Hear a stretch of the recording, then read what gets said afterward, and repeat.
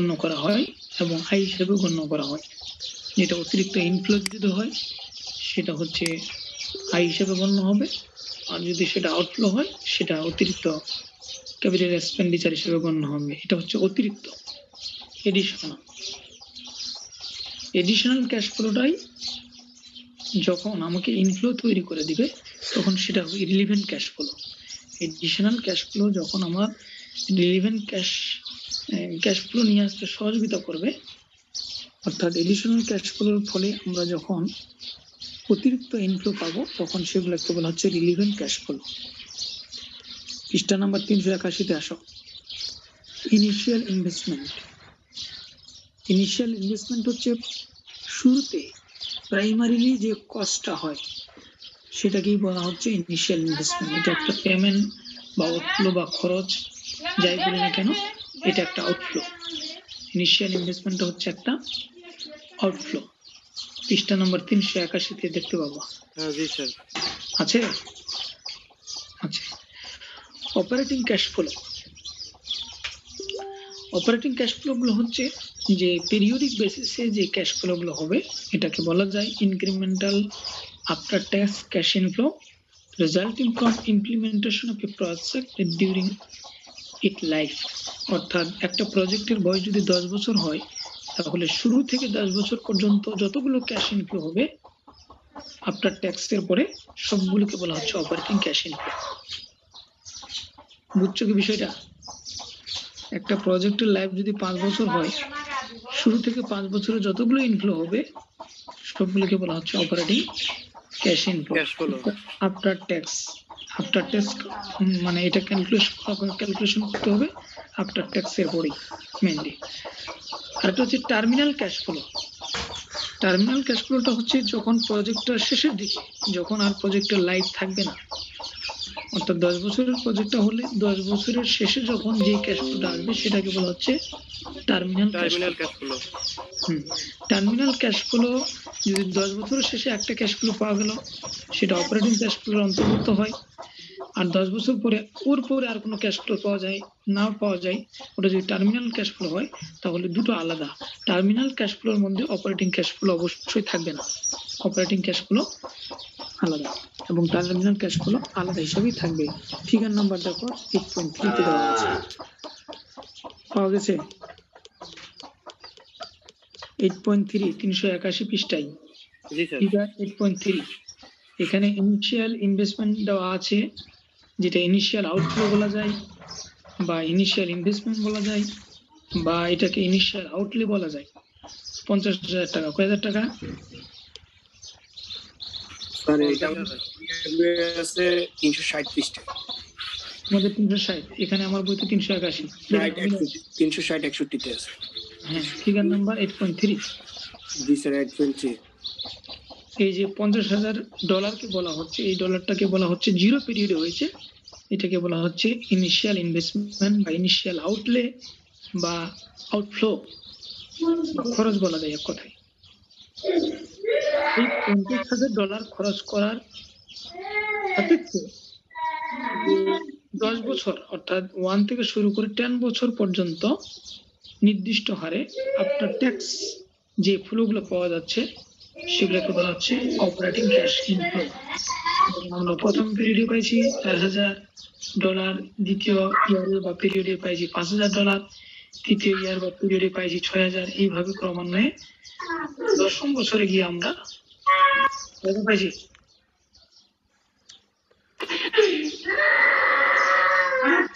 Terminal cash flow হচ্ছে 25,000। 10ম বছরে কয় হাজার ডলার পাইছি? 10,000, তাই না? আর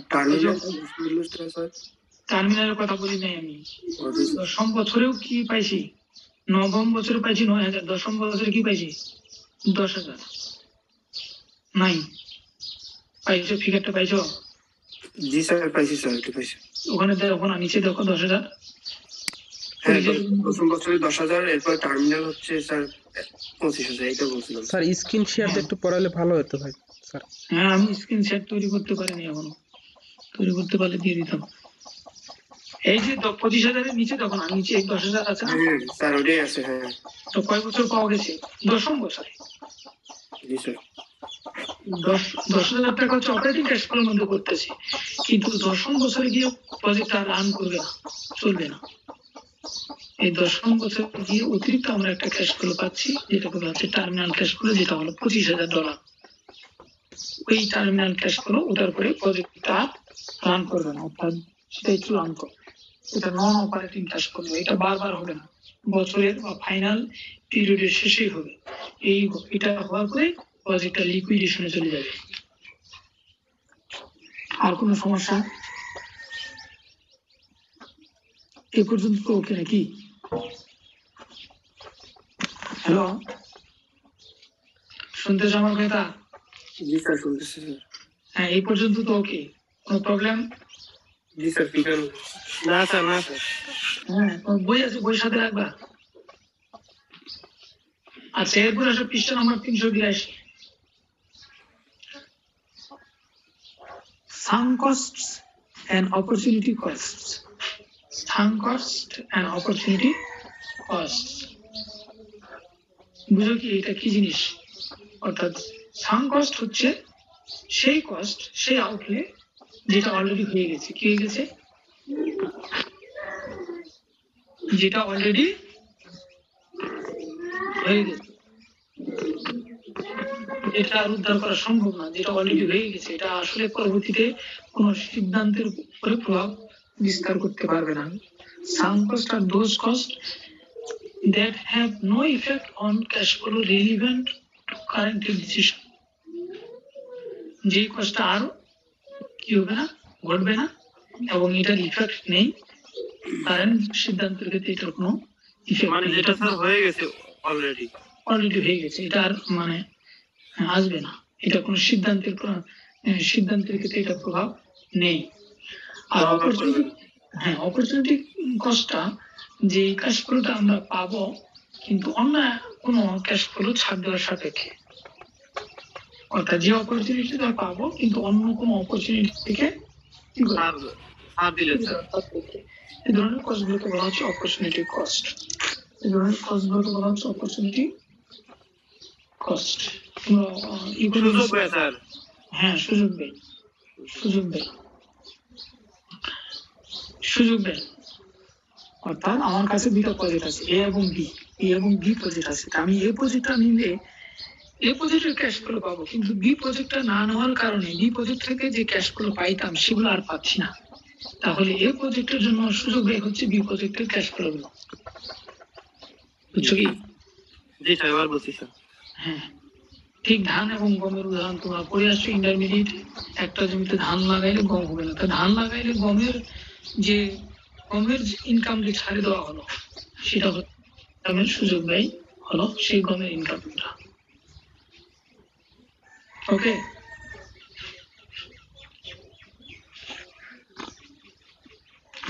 এটা এই একটা অংশ গেলাম। এরপরে আসো পৃষ্ঠা number 384।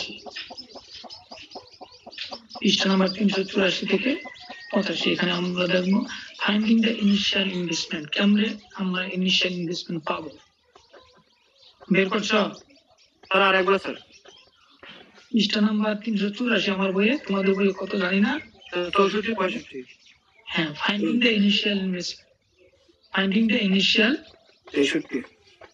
Finding the initial investment. ঠিক আছে? জি স্যার, 8.3 এটা।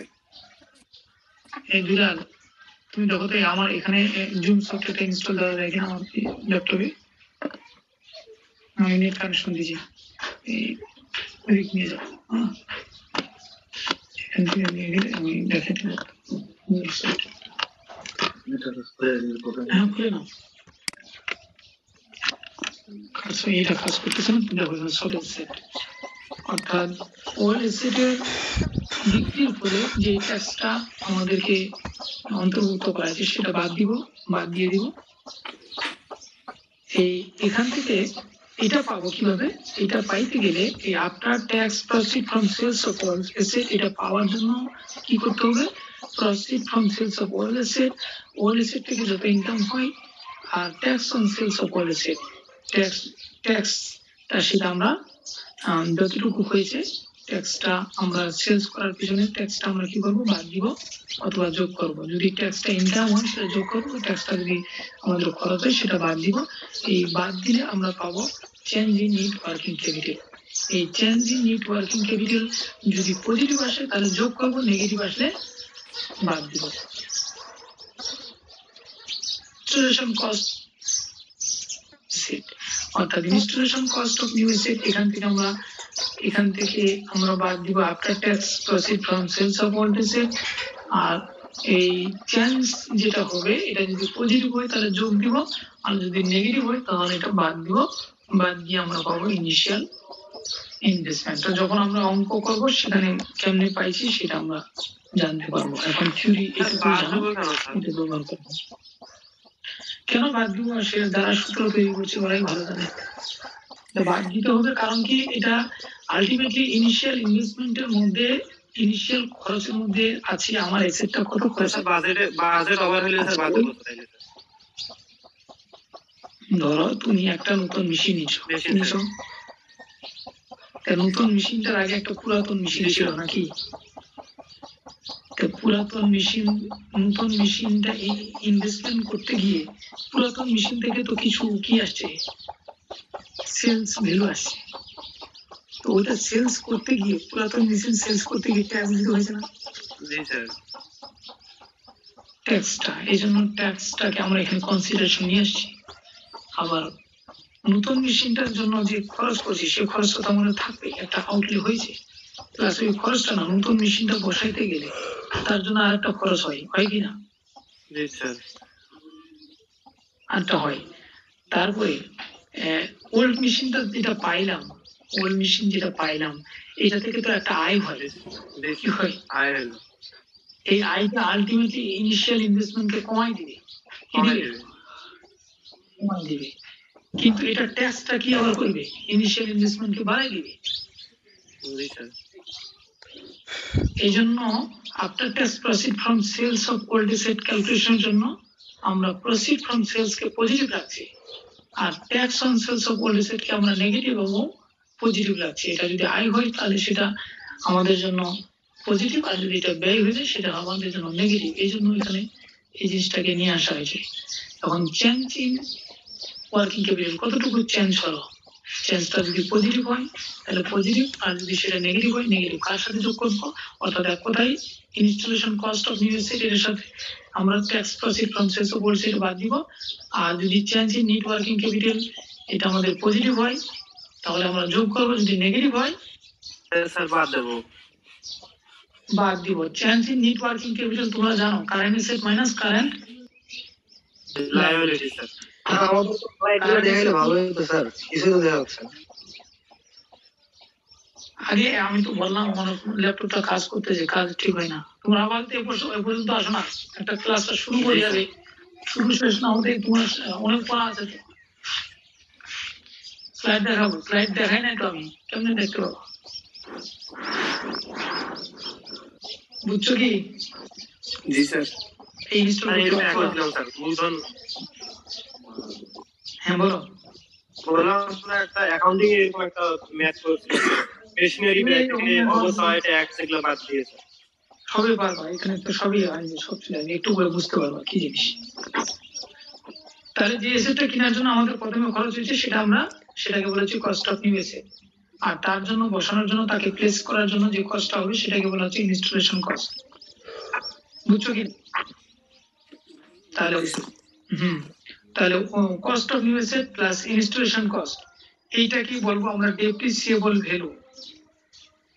একটা এসেট যত টাকা কিনছি এবং তার পারপাসে যত টাকা পরিবহন খরচ হয়েছে ওটাও যুক্ত করে তারপর ডেপ্রিসিয়েশন চার্জ করবো। অর্থাৎ ডেপ্রিসিয়েশন চার্জ করবো একটা, ধরো একটা ফার্নিচার কিনছো 10,000 টাকা দিয়ে, ফার্নিচারটার লাইফ হচ্ছে 5 বছর, তুমি 10,000-কে 5 দিয়ে ভাগ দিবা না, 10,000-এর সাথে পরিবহন খরচ আছে কিনা ওইটা যুক্ত করতে হবে, যুক্ত করে তারপরে ভাগ দিতে হবে। এটাকে বলা হচ্ছে, এই জন্য বলা হচ্ছে ডেপ্রিসিয়েবল ভ্যালু, তার ইনস্টলেশন কস্টটা সহকে কনসিডার করা হচ্ছে। পাইতেছ? ইনস্টল হচ্ছে, ওই আমার ওই ল্যাপটপটা কাজ করতেছে না, ভেজাল হচ্ছে, নেমে যাচ্ছে কাজ করছে না। আফটার ট্যাক্স প্রসিড ফ্রম, তারপর হচ্ছে after tax proceed from sales of old asset. এটা হলো কিভাবে পাবো, difference between old asset proceed and applicable tax or tax refund related to sales. যে ট্যাক্সটা আমাদের রিফান্ড হবে সেলস এর পরে, এইটা ডিফারেন্সটাকে বলা হচ্ছে after tax proceed from sales. যখন আমরা, হ্যাঁ বলো, জি বলতে চাও? স্যার এই যে স্লাইডটা যে আপনার ল্যাপটপে আছে ওইটা যদি আপনার মোবাইলে নিয়ে আসতে পারেন তাহলে এখানে স্লাইড শেয়ার হ্যাঁ, করে ওটা ওই ল্যাপটপে, ওখান থেকে ল্যাপটপটাতে ওটা কাজই করতেছে না, কার্সর ও আচ্ছা মানে ওটা ফাইলটা নড়াই যাচ্ছে না ওখান থেকে। অন হচ্ছে না। না, উইন্ডোজের কোনো সমস্যা হয়েছে, ওখানে কার্সর কাজ করতেছে না। ও আচ্ছা আচ্ছা জি স্যার সরি বুঝছো কিনা? জি স্যার হ্যাঁ, নাতে তো সমস্যা ছিল না, সরাসরি এখান থেকে ইয়ে করা যায়।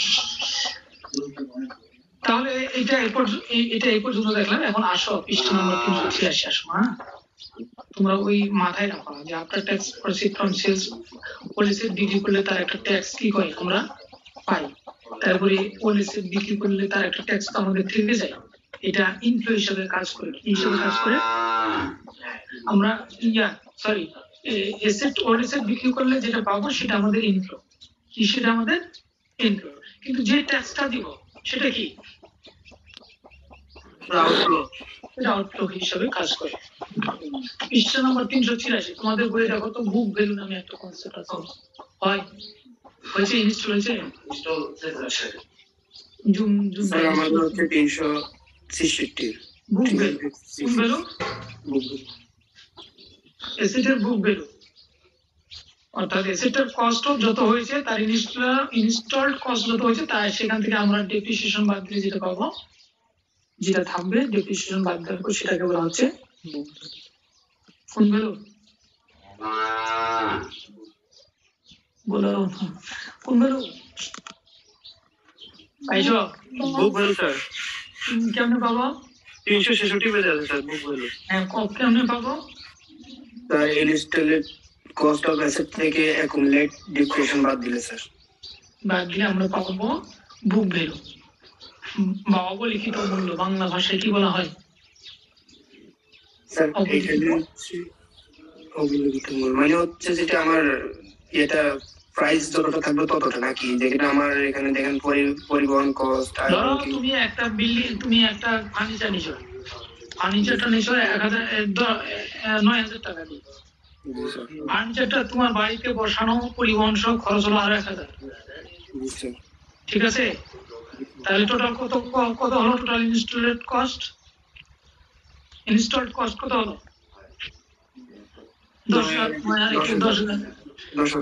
10,000। এখন দেখছো এই ফার্নিচারটা ব্যবহার উপযোগী হবে না, 5 বছর পর আর ফার্নিচারটা চলবে না, তাহলে প্রতি বছর কত টাকা রেডিস হবে?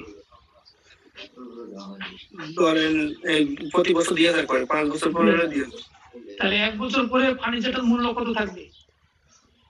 স্যার 8,000 2,000 বাদ দিলে 8,000 থাকে। 2,000 বাদ দিলে 8,000 থাকবে, তাই না? জি স্যার।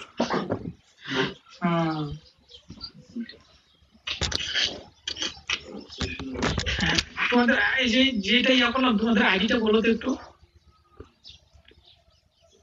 আমি যে আইডি দিয়ে তোমরা ঢুকছো, একটু আইডিটা বলো তো।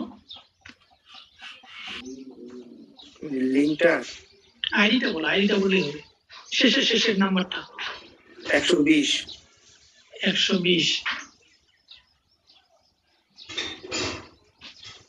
তারপরে তার সবাইকে বলতে হবে এভাবে? না, তুমি বলো, একজন বললে হবে। মানে হচ্ছে আমার আইডি মানে স্টুডেন্ট আইডি স্যার। আরে থাক, তোমাদেরকে যেটা মেসেজ করে দিলাম ওইটা সমস্যা নেই, ঠিক আছে? লিঙ্কটার আইডিটা আচ্ছা আমি পাইছি, আমি বাইর করতেছি। হ্যাঁ,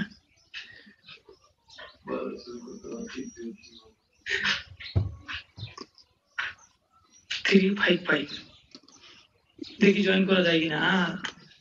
অন্যভাবে জয়েন করতেছি। আচ্ছা, কি বলতেছিলাম তোমাদের? Book value sir. Book value furniture. হ্যাঁ, ফার্নিচারের বুক ভ্যালু। তাহলে 1 বছর পরে লিখিত মূল্য কত থাকলো? 2000 বাদ দিন থেকে আর 8000। 8000 এই 8,000 কে বলা হবে 1 বছর শেষে লিখিত মূল্য, বুক ভ্যালু। কোন ভ্যালু বলা হবে? বুক ভ্যালু বলা হবে। হ্যাঁ, সেটা।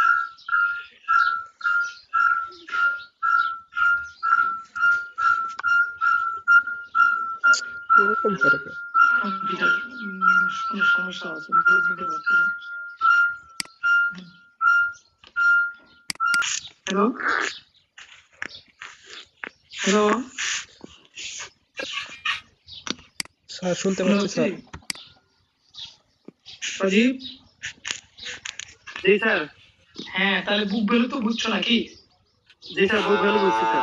হ্যাঁ, এখানে একটা উদাহরণ দেওয়া আছে, এক্সাম্পল নাম্বার, যে এসেটটার ভ্যালু দেওয়া হয়েছিল 1 লক্ষ টাকা এবং সেটার জন্য ডেপ্রিসিয়েশন হয়েছে প্রায় 52,000 টাকা। কয় হাজার টাকা? 52000। 52,000 টাকা ডেপ্রিসিয়েশন হয়েছে। তাহলে তার বুক ভ্যালু আসছে কত টাকা? 48,000 টাকা। এই 48,000 টাকাকে বলা হবে বুক ভ্যালু। এবার আসো 387 পৃষ্ঠায় রিক্যাপচার্ড ডেপ্রিসিয়েশন। রিক্যাপচার্ড ডেপ্রিসিয়েশন তোমাদের বইয়ের কত পৃষ্ঠায় দেখো তো, সাথে সাথে দেখবা, তারপরে পৃষ্ঠায় দেখো। রিক্যাপচার্ড ডেপ্রিসিয়েশন বাম দিকে একটা ছোট করে লেখা আছে।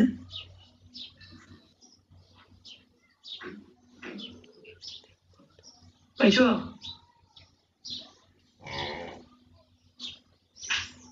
সজীব, জি স্যার। স্যার আমার তো স্যার পিডিএফ, ওখানে স্যার দেখা একটা সমস্যা আছে স্যার, আপনি বলেন। আচ্ছা, রিক্যাপচার্ড ডেপ্রিসিয়েশন তোমাদের বই নাই? বই নিতে বলছিলাম না? জি স্যার, রিক্যাপচার ডেপ্রিসিয়েশন শব্দটা পাইছো?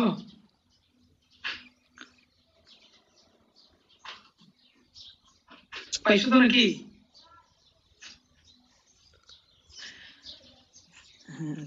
আচ্ছা, উত্তর দাও, না পাইলে তো আমি মানে জি স্যার, জি স্যার, জি স্যার। লাগবে আমাদের হচ্ছে 367 পেজে স্যার। 367, আমার 387 পৃষ্ঠায়। আচ্ছা ঠিক আছে, একটু ধারণা এখানে হলো যে একটা এসেটের সচরাচর তার পারচেজ প্রাইস থাকে, ইনিশিয়াল পারচেজ প্রাইস থাকে, তার বুক ভ্যালু থাকে, কারেন্ট ভ্যালু থাকে, আবার তার সেলিং ভ্যালু থাকে। এই তিনটা ভ্যালু থেকে আমরা আলটিমেটলি জাস্টিফাই করব দা রিক্যাপচার ডেপ্রিসিয়েশন। রিক্যাপচার ডেপ্রিসিয়েশনটা হলো যে একটা এসেটের সেল ভ্যালুর যে অংশটা, সেল ভ্যালুর একটা অংশ যেটা বুক ভ্যালু থেকে বেশি হবে কিন্তু পারচেজ প্রাইস থেকে কি হবে? কম হবে। অর্থাৎ রিক্যাপচার ডেপ্রিসিয়েশন তখনই আমরা নির্ধারণ করতে পারবো যখন একটা অ্যাসেটের সেল ভ্যালু তার বুক ভ্যালু থেকে বেশি কিন্তু পারচেজ ভ্যালু থেকে কি হবে? কম হবে। এখানে উদাহরণ দেখো যে একটা অ্যাসেটের ভ্যালু ধরা হয়েছিল 1 লক্ষ টাকা, পারচেজ প্রাইস কত ছিল? কয় লক্ষ? 1 লক্ষ। ওই এসেটটার কারেন্ট বুক ভ্যালু 48,000। কয় হাজার টাকা? 48,000 স্যার। তাহলে মাঝখানে কি হয়েছে? 52,000 টাকা স্যার ডেপ্রিসিয়েশন হয়েছে। 52,000 টাকা কি হয়ে গেছে? ডেপ্রিসিয়েশন হয়েছে স্যার 52,000 টাকা ডেপ্রিসিয়েশন হয়েছে। তবে এই 52,000 কে আমরা ডেপ্রিসিয়েশন বলবো, তবে সাধারণ ডেপ্রিসিয়েশন বলবো। তবে আমরা যখন রিক্যাপচার ডেপ্রিসিয়েশন ক্যালকুলেশন করব তখন সেটা আমরা অন্যভাবে ক্যালকুলেশন করব। কিভাবে? ওই অ্যাসেটটাই বিক্রি মূল্য হচ্ছে $1,10,000। কয় লক্ষ? 1,10,000। $1,10,000, রাইট? তাহলে বিক্রি যদি $1,10,000 হয় তাহলে ওই অ্যাসেট থেকে গেইন কতটুকু হলো? গেইন কেমনে পাবো? তাহলে তার বিক্রি মূল্য থেকে তার বর্তমানে যে অবলিখিত মূল্যটা আছে 48,000, ওইটা বাদ দিব। এই জন্য 1,10,000 থেকে 48,000 বাদ দিলে থাকে কত? 62,000 স্যার। 62,000। কয় হাজার টাকা থাকে? 62,000। তাই কি না? 62,000। এখন 62,000, তো আমাদের অ্যাসেটটা কিনা হয়েছিল কতটুকু? 1 লক্ষ টাকা দিয়ে কিনেছিল স্যার। অতিরিক্ত বিক্রি করলাম কয় টাকা? 10,000 টাকা। 10,000 টাকা। এই যে 62,000 টাকা গেইন হলো, এই গেইন থেকে 10,000 টাকা আমরা বাদ দিব, থাকে কত? 52,000 স্যার। এই 52,000 টাকাকে বলা হচ্ছে রিক্যাপচার ডেপ্রিসিয়েশন। কোন ক্যাপচার? রিক্যাপচার। স্যার আরেকবার স্যার, আরেকবার। আচ্ছা, কেমনে করবা? প্রথমে আমাদেরকে সেল ভ্যালু থেকে তার বুক ভ্যালু বাদ দিব। কি বাদ দিব? স্যার সেল কি আমরা 1,10,000 করছি স্যার? হ্যাঁ, 1,10,000 করছি, কিন্তু কিনছি 1 লক্ষ টাকা দিয়ে। তার মানে 10,000 টাকা এমনিতেই প্রফিট স্যার। হ্যাঁ, তাহলে 10,000 টাকা কি হয়েছে? গেইন হয়েছে। জি স্যার। গেইন হয়েছে কিনা? জি স্যার। গেইন হয়েছে।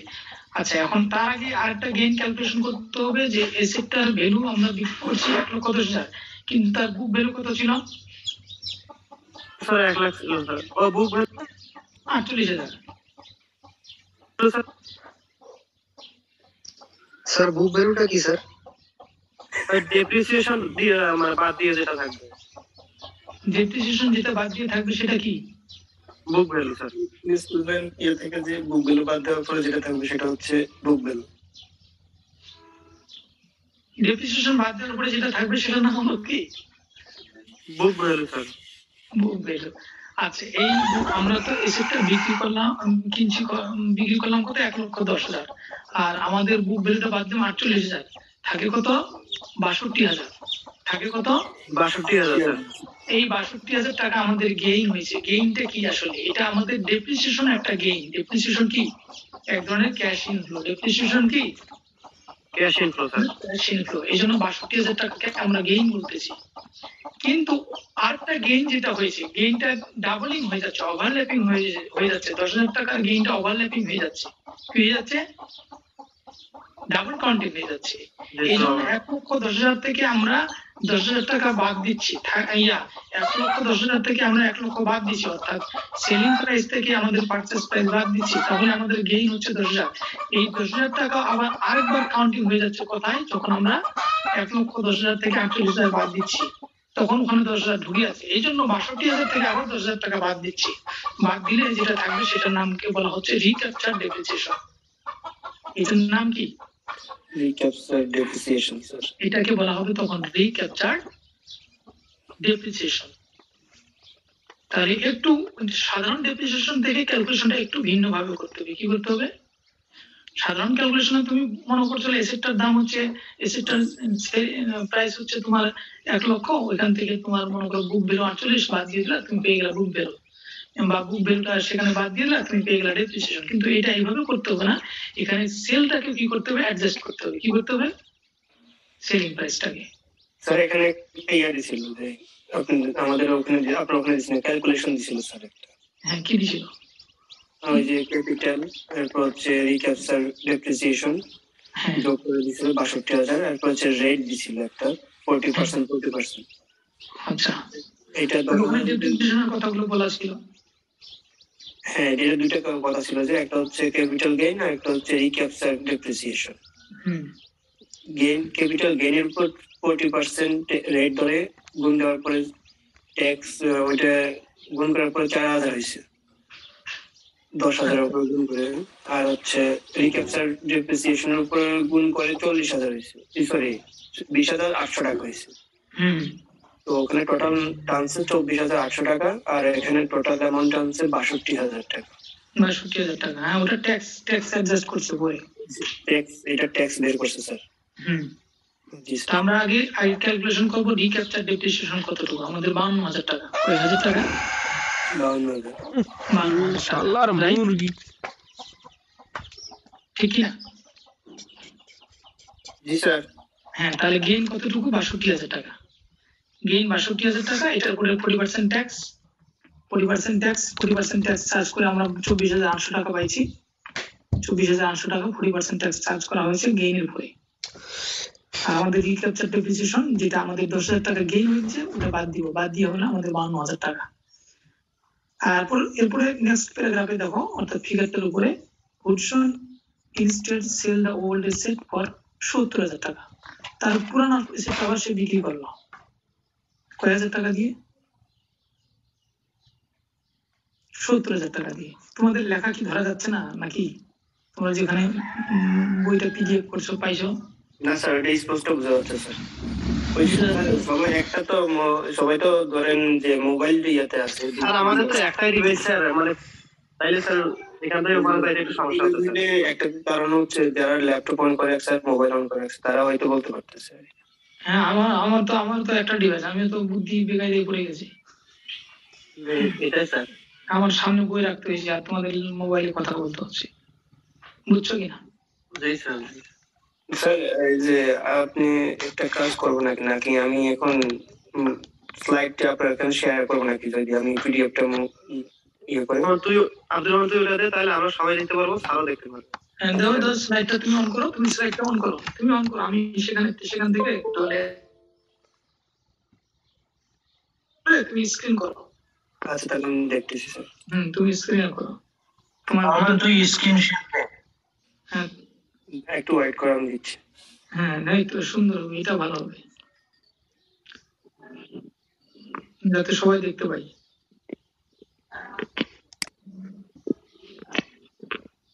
কয় হাজার টাকা? 70,000 টাকা। আর আমাদের অলরেডি কি ছিল, এর আগে আমরা বুক বেড়েছিলাম 48,000 টাকা। তাহলে তো মাঝখানে যেটা বাদ দিব সেটা না হলো, আমাদেরকে বলতে সেটা রিফর্ম অর্থাৎ রিক্যাপচার ডেপ্রিসিয়েশন, সেটা 70,000 মাইনাস 48,000 টাকা 22,000 টাকা। এটার পর আমরা ট্যাক্স চার্জ করবো 40%। কত পার্সেন্ট? 40%, দ্বারা 8,800 টাকা। 8,800 টাকা। এটা এজ ইউজুয়াল, এগুলো অঙ্ক না, এগুলো তোমাদেরকে একটা ধারণা। অঙ্ক তো আমরা ডেল করবো, এক্সারসাইজ করবো, বুঝছো কিনা? তারপরে নেক্সট আসো, নেক্সট এই পৃষ্ঠার পরে next sales of asset of book বেরো। এখানে একটা ফিগার দেওয়া আছে, যে ফিগারটার কথা অলরেডি আমি বললাম। আর চেঞ্জ নেট ওয়ার্কিং ক্যাপিটাল বললাম, যদি সেটা পজিটিভ হয় সেটা যোগ করবো ইনিশিয়াল ইনভেস্টমেন্টের ক্ষেত্রে, আর যদি সেটা নেগেটিভ হয় সেটা আমরা বাদ দিব। যেটা ফিগার নেক্সটে পৃষ্ঠা নেক্সটে যাও, নেক্সটে যাও। হ্যাঁ, এই যে এখানে বলে দেওয়া আছে কেমনে আমরা নেট ওয়ার্কিং ক্যাপিটালকে কি করব। জার্মান কোম্পানির একটা উদাহরণ দেওয়া আছে, এখানে বলা আছে ক্যাশ কত টাকা? $4,000। কয় হাজার ডলার? Account receivable $4,000, inventory $4,000। এগুলো হচ্ছে current asset. Total current asset এত টাকা, অ্যাকাউন্ট পেয়েবল $7,000 টাকা, একুয়াল হচ্ছে $2,000 টাকা, টোটাল কারেন্ট লায়াবিলিটি $1,000 টাকা। আলটিমেটলি এই কারেন্ট লায়াবিলিটি আমরা কি করব? বাদ দিব। তাহলে আমাদের change in net working capital পাবো 13,000 টাকা। কারেন্ট এসেট থেকে কারেন্ট লায়াবিলিটি কি করে দিব? বাদ দিয়ে দেব। এটা তো বুঝতে কারো অসুবিধা নাই নাকি?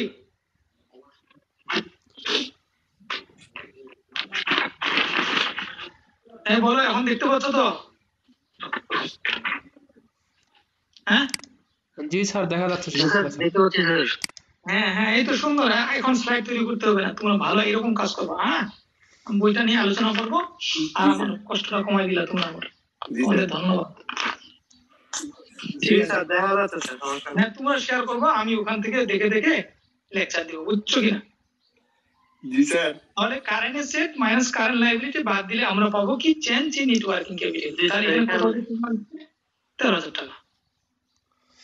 এগুলো আমাদের অনেক সময় কাজে লাগবে, যে আমরা দেখা যাচ্ছে তোমার পূর্বের অঙ্কে আমরা চেঞ্জ ইন ওয়ার্কিং ক্যাপিটাল তোমার ভেরিয়েবল দেওয়া আছে কারেন্ট এসেট এবং কারেন্ট লায়াবিলিটি, কিন্তু চেঞ্জ ইন ওয়ার্কিং ক্যাপিটাল ভেরিয়েবলটা নাই।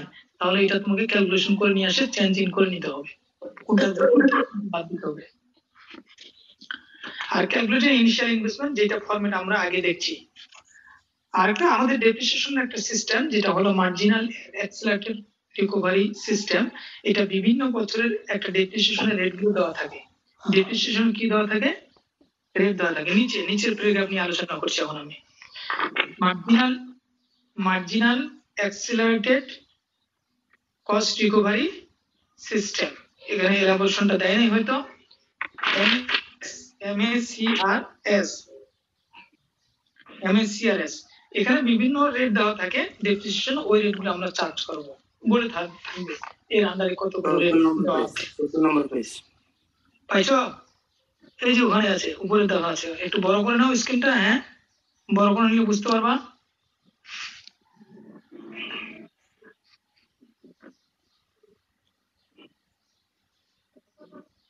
এই যে উপরে আছে MACRS। MA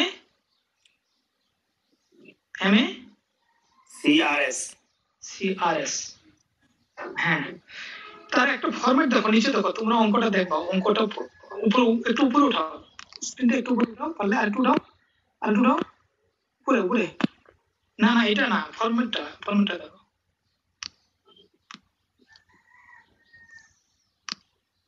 ফরম্যাটটা ওটা একটু উপরে, না তারপর এটা, হ্যাঁ ঠিক আছে, এখন ঠিক আছে।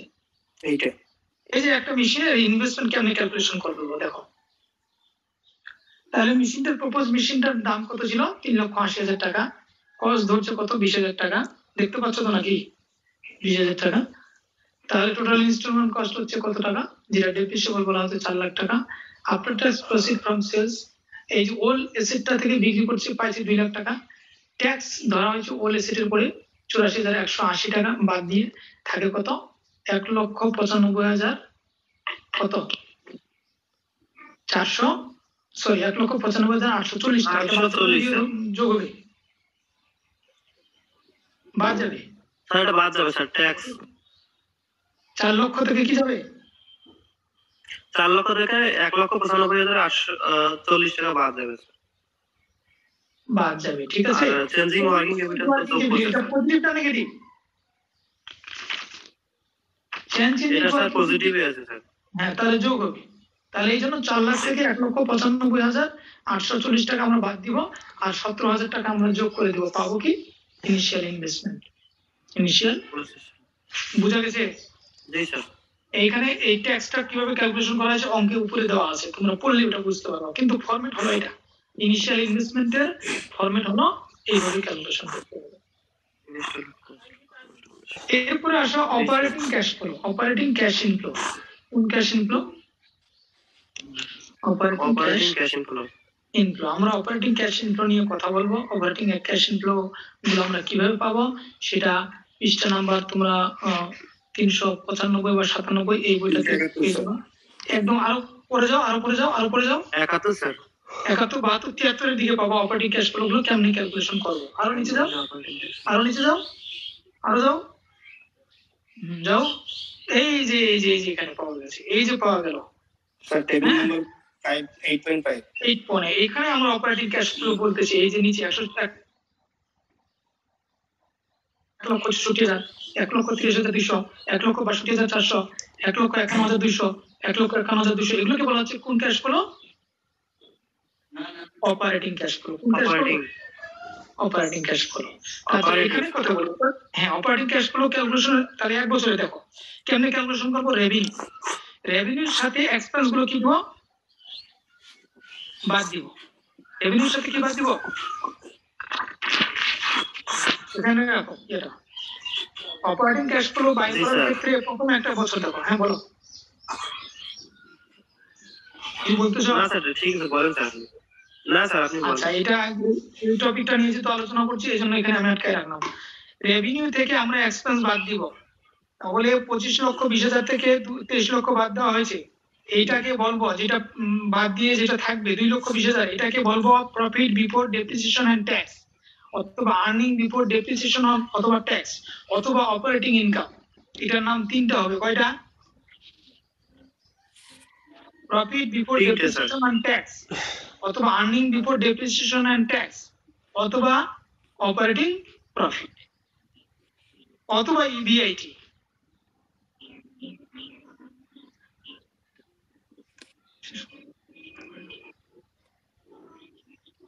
বুঝছো কি তোমরা? জি স্যার। তাহলে এইবার ডেপ্রিসিয়েশন বাদ দিয়ে দাও। 80,000 টাকা থাকবে কি? NEET profit before tax. 80,000 বাদ দিলে থাকে কত? 1,40,000।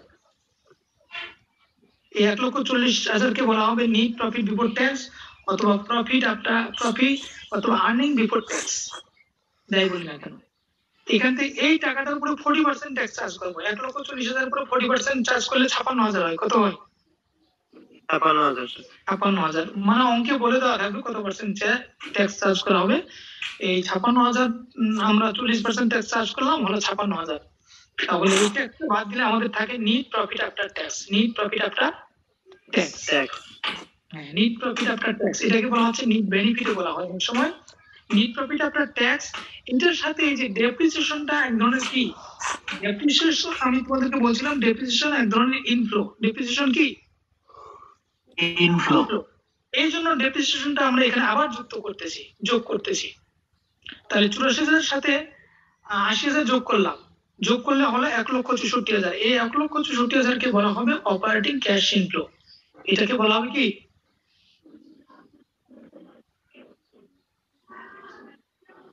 বলো বলো, তোমরা উত্তর না দিলে তো আমি বুঝবো তোমরা কিছুই বুঝো না। উত্তর তো দিতে হবে। জি স্যার, অপারেটিং ক্যাশ ইনফ্লো। হ্যাঁ, এখন কথা হলো তাহলে আগে কেন ডেপ্রিসিয়েশন আমরা বাদ দিলাম? প্রশ্ন আসতে পারে কিনা? স্যার ট্যাক্সটা বের করার জন্য স্যার। এক্স্যাক্টলি, হ্যাঁ, ধন্যবাদ তোমাকে, অসংখ্য ধন্যবাদ, তুমি সুন্দর জিনিস ধরতে পারছো। ঠিক আছে, হ্যাঁ। তাহলে এটা একটা বিষয়ের আমরা একটা কাজ করলাম, এটা বিভিন্ন বছরের ফ্লো গুলা বা রেট গুলা বিভিন্ন রকম হইতে পারে। এই বিভিন্ন বছরের ফলে একটা বছর যেভাবে করা হয়, দ্বিতীয় বছর সেভাবে করা হবে, তৃতীয় বছর সেরকম, চতুর্থ বছর সেরকম, পঞ্চম বছরও সেরকম। ঠিক এভাবে আমরা ক্যাশ ফ্লো গুলো, অপারেটিং ক্যাশ ফ্লো ইনফ্লো গুলো আমরা ক্যালকুলেশন করি। এটা হচ্ছে যে মেশিনটা প্রপোজ করছে তার জন্য, আর এটা হচ্ছে যে মেশিনটা অলরেডি আছে তাদের একটা তার বাইর করছে। এটা দ্বিতীয় টেবিলের নিচে আছে, যেটা একটা হচ্ছে যে মেশিনটা এখনো কিনে নাই সেই মেশিনটা বাইর করছে, আর যে মেশিনটা বর্তমান আছে তার বাইর করছে, এইটুকু পার্থক্য। তাহলে অপারেটিং ক্যাশ ফ্লো কিভাবে বাইর করতে হয় সূত্র জানলা তো নাকি? তাহলে রেভিনিউ থেকে তোমরা বাদ দিবা এক্সপেন্স থেকে বাদ দিবা ডেপ্রিসিয়েশন থেকে বাদ দিবা ট্যাক্স এর উপরে আবার ডেপ্রিসিয়েশন, এইটাই হলো জাস্ট, আর কিছু না। ওকে, জি স্যার। হ্যাঁ, তাহলে এটা তোমরা অলরেডি বুঝে গেছো। এখানে পূর্বের উদাহরণটাই আমি টেনে নিয়ে আসছি। পূর্বের উদাহরণটা ছিল একটা ছিল ওল্ড মেশিন, আর একটা ছিল কি মেশিন? Present machine.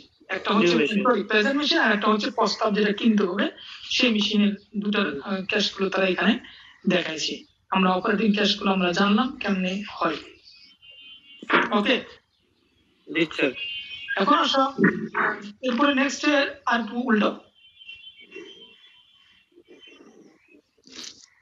পাইছো। এখানে ইনক্রিমেন্টাল ক্যাশ ফ্লো, তোমরা এর আগে তোমাদেরকে একটা থিওরি ধারণা দিয়েছিলাম, তাই না? ইনক্রিমেন্টাল ক্যাশ ফ্লো কি? ইনক্রিমেন্টাল ক্যাশ ফ্লোটা কি? এটা হলো একটা এডিশনাল ক্যাশ ফ্লো।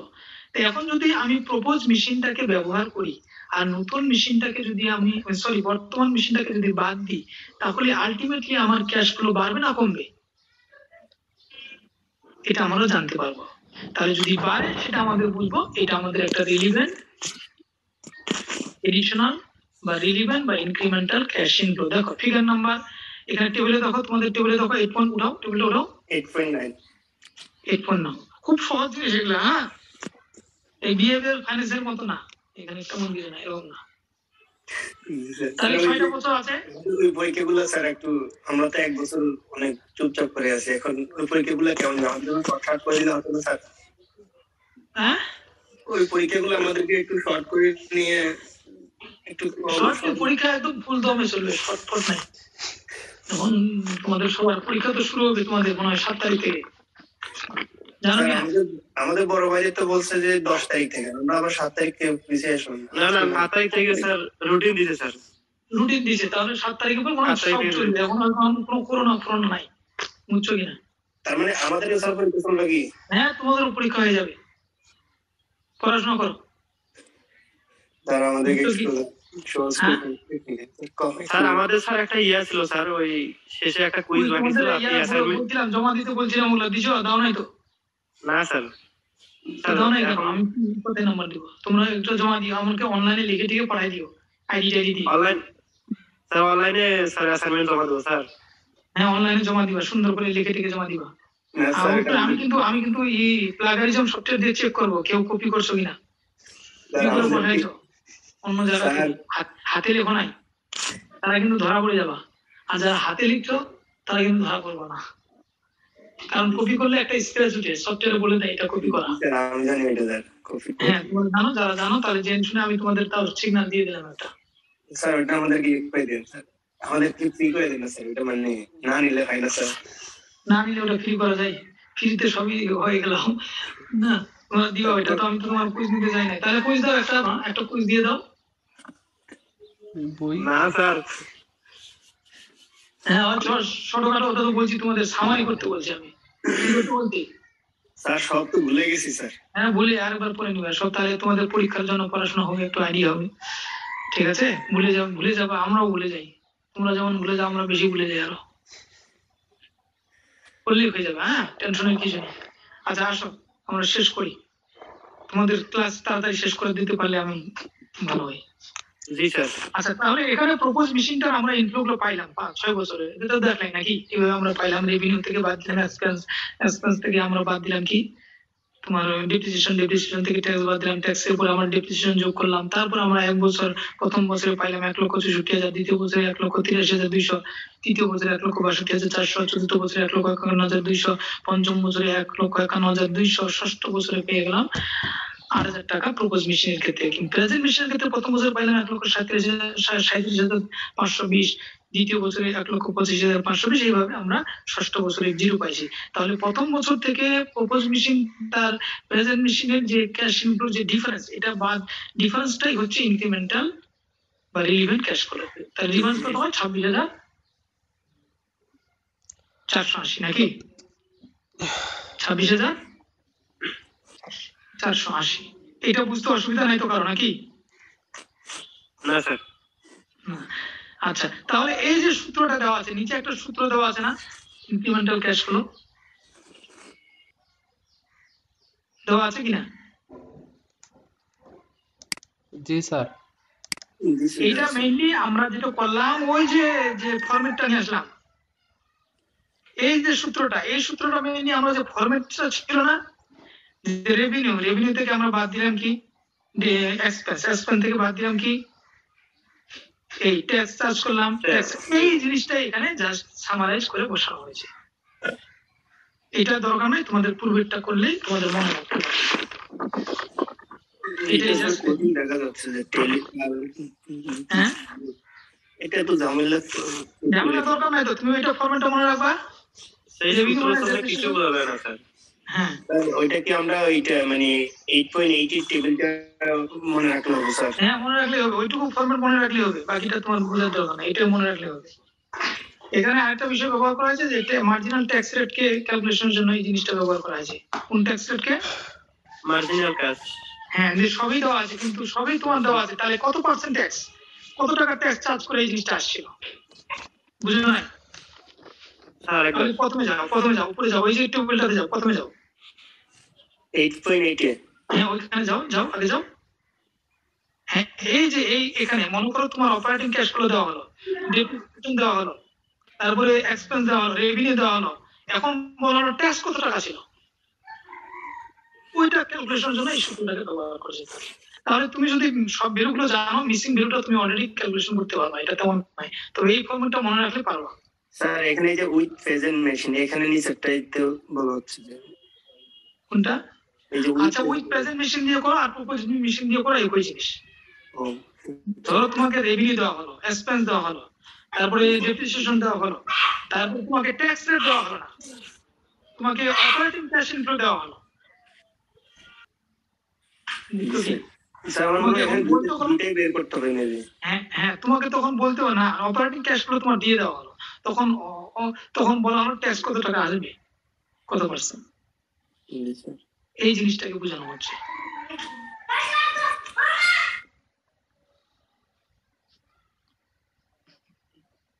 আচ্ছা যদি এরকম থাকে তাহলে কেমনে ক্যালকুলেশন করবা? তাহলে অপারেটিং ক্যাশ ফ্লো 1,37,520 নাকি?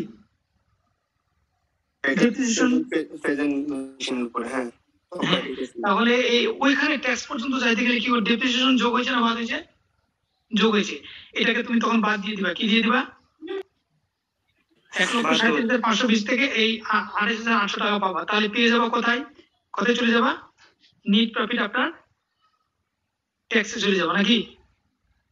1,37,520 থেকে যদি 28,800 বাদ দাও থাকবে কত? 1,08,720। এটার নাম কি হয়ে যাবে? Net profit after tax. আর রেভিনিউ থেকে ওইদিকে আসবা নেট প্রফিট বিফোর ট্যাক্স। তাহলে মাঝখানে যে গ্যাপটাই হচ্ছে ট্যাক্স। বলছি স্যার, বলছি। হ্যাঁ চলো অপরে অন্য পৃষ্ঠায় চলো।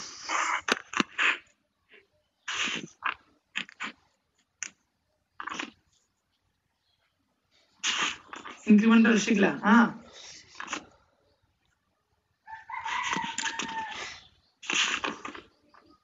এবার 100 আরো যাও। এই যে হ্যাঁ, এই যে একটা ফরম্যাট দেওয়া আছে যে আমরা একটা অ্যাসেট সেলস করার পরে তার প্রফিট কেমনে ক্যালকুলেশন করব। একটা অ্যাসেটের সেল করার পরে আমরা প্রফিট কেমনে ক্যালকুলেশন করব, ফরম্যাটটা দেখে নাও, নিচে দেখে নাও, এই যে সূত্রটা দেখে নাও, তোমরা এখানে দেখো কি কি আছে। হ্যাঁ দেখো, after tax profit from sale new asset কেমনে পাবো, profit from sales of new asset, tax এবং ইয়া কি করব, যোগ করব অথবা বাদ দিব, এর সাথে tax from sales from old asset, old অ্যাসেটটা কি করব, বাদ দিয়ে দিব, সেলস প্রসিড এবং proceed from sales of old asset minus plus proceed from sales of old asset, যা রেজাল্ট আসে, যদি চেঞ্জটা পজিটিভ হয় পজিটিভ, নেগেটিভ হলে নেগেটিভ, এটা টার্মিনাল ক্যাশ ফ্লো আমাদেরকে ইয়া করতে ডিটারমাইনিং টার্মিনাল ক্যাশ ফ্লো জন্য সহযোগিতা করবে। অর্থাৎ টার্মিনাল ক্যাশ ফ্লোর জন্য আমরা এই ফরম্যাটটা ব্যবহার করব। কোন ক্যাশ ফ্লোর জন্য? টার্মিনাল ক্যাশ ফ্লো কেমনে পাবো, টার্মিনাল ক্যাশ ফ্লো কেমনে পাবো তার জন্য আমরা এই সূত্র ব্যবহার করব। তাহলে এই ফরম্যাটটার অ্যাপ্লিকেশন দেখো, চলে যাও নেক্সট পরের ইয়েতে যাও, আরো যাও, নেক্সট ফরম্যাটে যাও, এই যে এখানে আসো, এখানে রাখো, এই যে এখানে রাখো, এই যে ফরম্যাটটা উপরে আসো, টার্মিনাল ক্যাশ ফ্লো কেমনে ক্যালকুলেশন করা হয়েছে দেখো। Proceed from sales of propose machine, প্রপোজ মেশিনটা মানে কোন মেশিন, নতুন না পুরাতন? প্রস্তাবিত নতুন মেশিন। নতুন মেশিন। তাহলে নতুন মেশিনের জন্য যেটা পাইছি কত টাকা, 50,000। এই যে অঙ্কে দেওয়া আছে এখানে, পড়বা, এই एग्जांपल নাম্বার ওখানে দেওয়া আছে। 98 51 23। এই কি হয়েছে তোমার ভাই, মানে আসতেছে কথা কেন? না এদের কি বলতেছি। তাহলে কত হাজার টাকা, প্রসিড ফ্রম সেলস 50,000 টাকা, ট্যাক্স অন প্রপোজ মেশিন 12,000 টাকা অঙ্কের মধ্যে দেওয়া আছে, ভিতরে দেওয়া আছে কয় হাজার টাকা দেওয়া আছে, 12,000 টাকা। 12,000 বাদ দিবা, থাকে কত, 38,000 টাকা। তাহলে টোটাল আফটার ট্যাক্স প্রসিড 38,000 টাকা। এরপরে নতুন মেশিনের টাকা কি, নেটওয়ার্ক প্রবলেম আছে। নেটওয়ার্ক না, নতুন মেশিনের সেলস করা নাই, সেলস ভ্যালু নাই, এই জন্য জিরো দেওয়া আছে, এটা ট্যাক্সও জিরো দেওয়া আছে, জিরো। এখন চেঞ্জ ইন ওয়ার্কিং ক্যাপিটাল অঙ্কের মধ্যে ভেরিয়েবল দেওয়া থাকলে ভেরিয়েবল দেওয়া থাকবে, এখানে দেওয়া আছে চেঞ্জ ইন ওয়ার্কিং ক্যাপিটাল। আমাদের কারেন্ট অ্যাসেট বেশি আছে বিধায় এটা পজিটিভ, যদি কারেন্ট অ্যাসেট এর চেয়ে লায়াবিলিটি বেশি থাকতো তাহলে এই প্লাসের জায়গায় আমরা কি লিখতাম, মাইনাস। এবার নেটওয়ার্ক ঠিক আছে? স্যার আমরা শুনতে পাচ্ছি তো, সমস্যা নাই, বলেন আপনি। হ্যাঁ, তাহলে 55,000 টাকাকে আমরা টার্মিনাল ক্যাশ ফ্লো বলতেছি। তাহলে টার্মিনাল ক্যাশ ফ্লো বাইর করার জন্য আমাদের ওল্ড মেশিন বা ওল্ড প্রজেক্ট এবং নিউ মেশিন অথবা নিউ প্রজেক্ট ব্যবহার করতে হবে। তিনটা জিনিস এখানে মেইন থাকতে হবে। তিনটার মধ্যে একটা হচ্ছে নতুন মেশিনের প্রসিড ব্যবহার করতে হবে এবং পুরাতন মেশিনের প্রসিড ব্যবহার করতে হবে এবং change in net working capital, এই তিনটা জিনিস থাকতে হবে। এই তিনটা জিনিসের মাধ্যমে আমরা টার্মিনাল ক্যাশ ফ্লো ক্যালকুলেশন করব। এই তিনটা জিনিসের মাধ্যমে আমরা টার্মিনাল ক্যাশ ফ্লো ব্যবহার করব। ওকে, টার্মিনাল ক্যাশ ফ্লো আমরা এই তিনটা জিনিসের মাধ্যমে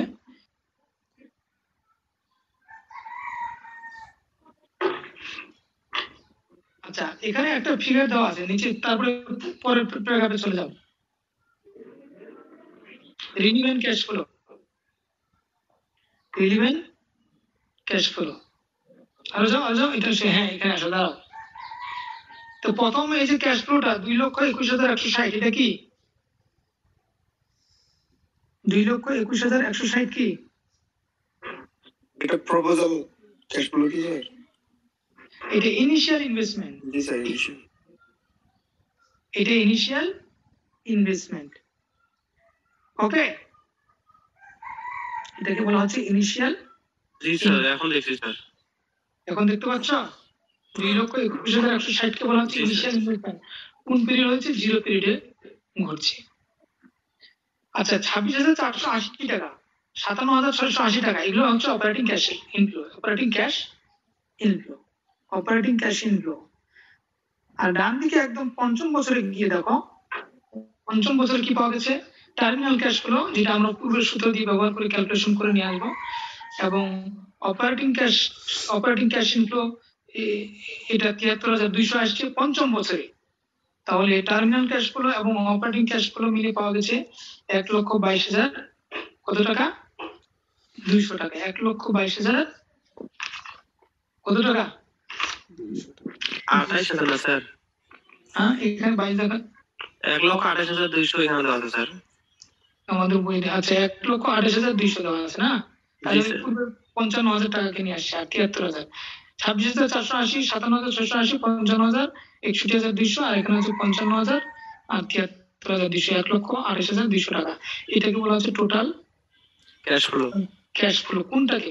পঞ্চম বছরের টাকা বলা হচ্ছে, ইনক্রিমেন্টাল এবং অপারেটিং মিলে। অপারেটিং তাহলে পূর্বের গুলো অপারেটিং 26,480 টাকা। স্যার তাহলে স্যার মেশিনটার মেয়াদ স্যার 5 বছর ছিল স্যার। হ্যাঁ, পঞ্চম বছরের পরে এই জন্য মেশিন স্যার মানে আমরা এই যে জন্য ভ্যালুটা পাই। পঞ্চম বছরে স্যার টোটাল করছে এই জন্য স্যার। হ্যাঁ, এটা পঞ্চম বছর পরে আর একটা প্রজেক্ট চলবে না, এটা প্রজেক্ট চলবে না, বুঝছি। বুঝছো কিনা? জি স্যার। আর এই জন্য পঞ্চম বছরের পর থেকে আর তোমার ক্যাশ ফ্লো গুলোর টার্মিনাল ক্যাশ ফ্লোটার কোনো গুরুত্ব নাই। কি নাই? গুরুত্ব নাই। ওই জন্য ওটাকে আমরা রিলিভেন্ট ক্যাশ ফ্লো বলবো না। টার্মিনাল ক্যাশ ফ্লোটাকে কি বলবো না? রিলিভেন্ট ক্যাশ ফ্লো বলবো না, কারণ এটা ফার্দার আর কি বেনিফিট দিতে পারবে না।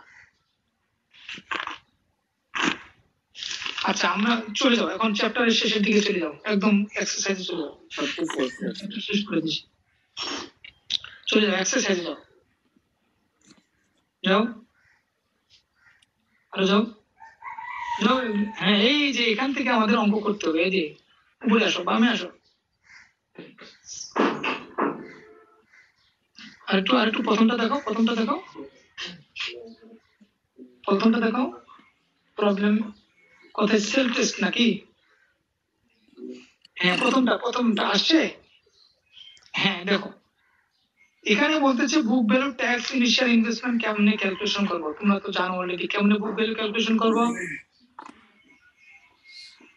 স্যার বুক ভ্যালু থেকে আপনার ডেপ্রিসিয়েশন বাদ দিতে ডেপ্রিসিয়েশন আর এখানে দেখো একটা অঙ্ক দেখো, ইকুইপমেন্ট কস্ট হচ্ছে 75,000 টাকা, না?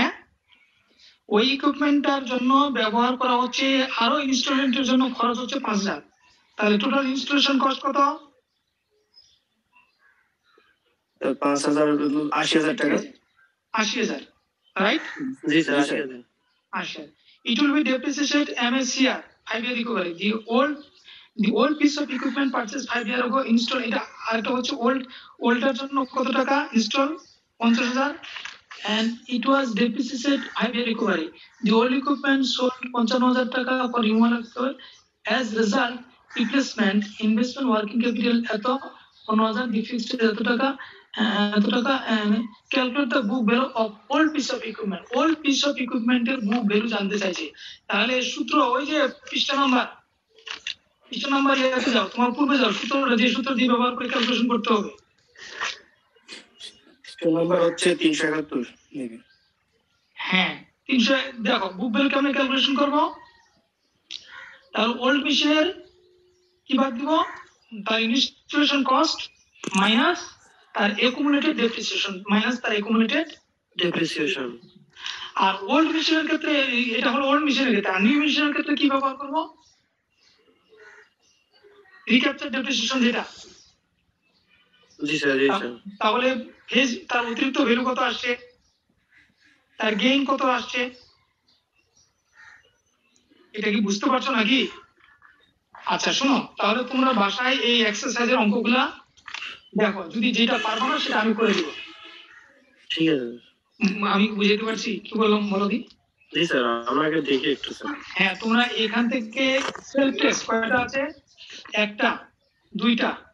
এখানে প্রবলেম আছে, এখানে ছোট ছোট ওয়ার্ম আপ প্রবলেম, এটা ছোট ছোট প্রবলেম, এগুলো আসবে না। তবে প্রবলেম গুলো যেটা ওয়ার্ম আপ এক্সারসাইজ এর দরকার নাই, সেলফ টেস্ট যেটা আছে। জি স্যার। 8-1 আর 8-2 স্যার। হ্যাঁ, 8-1 8-2 দেখবা, এটা দেখলে অনেকটা ক্লিয়ার হবে তোমাদের কাছে। এটা দেখো, আর প্রবলেম গুলো, এই প্রবলেম গুলো যদি পারো দেখো, না হলে এই প্রবলেম গুলো আমরা চেষ্টা করবো যত আস্তে আমরা সলিউশন করার চেষ্টা করবো, যতদূর পারা যায়। এই প্রবলেমগুলো কি করব সলিউশন করব তাহলে এই দুটো তোমরা দেখো সেলফ টেস্ট 1 সেলফ টেস্ট 2 এই দুটো দেখো আর যদি না পারো তারপর আমি তোমাদেরকে যতটুকু পারি সহযোগিতা করব তারপরে নেক্সট ক্লাসে আমরা প্রবলেমগুলো নিয়ে আলোচনা করব প্রবলেমটাকে কেমনে সলিউশন করা যাবে ওকে জি স্যার তাহলে প্রবলেমগুলো যখন আমরা সলিউশন করতে পারবো তখনই আমাদের এক্সারসাইজটা বোঝা যাবে যে তোমরা বা আমরা বুঝতে পারছি আসসালামু আলাইকুম স্যার।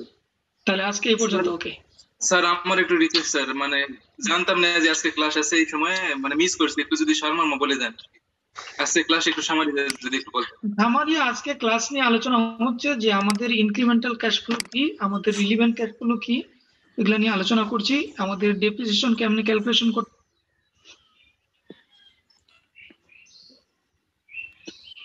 আচ্ছা শিবা, তুই ক্লাস রেকর্ড করিস নাই?